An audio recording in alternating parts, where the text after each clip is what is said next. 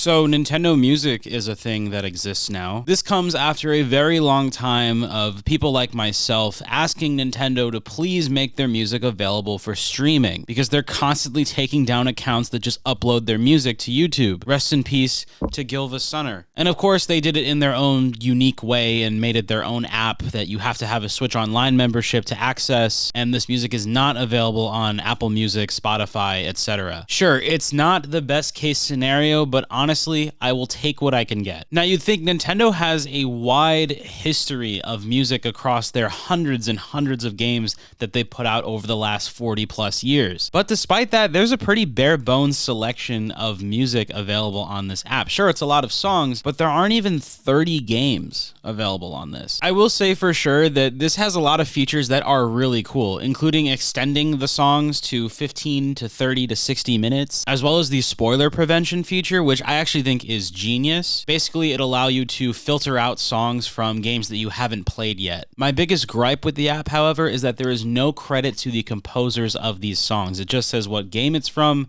and copyright Nintendo. That's really all it says. We have the Wii channels, which is honestly a must in the current era of TikTok. The Wii channel music is super nostalgic right now. There's actually nothing for the 3DS and the Wii U, unless you count Breath of the Wild and Mario Kart 8 Deluxe as also Wii U games, but those are listed under the Switch. So far, only 4 games have been added since the launch day, being Mario Wonder, Wii Sports, Donkey Kong Country 2, and F-Zero X. 3 of those 4 were in the launch trailer for the service, being games that were promised to be added in the future. The other 4 games that were promised are Super Mario 64, Splatoon 2, Zelda Wind Waker, and Zelda Skyward Sword. We have yet to see those being added to the app, but it looks like we're getting at least one game every week, typically on Monday evenings, aside from the Super Mario Bros. Wonder release about a day after the service launched. It seems like it's a pretty slow burn in regards to what gets added, but I'm really hoping that they end up speeding up the process at some point, because there are so many Nintendo games that really need to be represented on this app.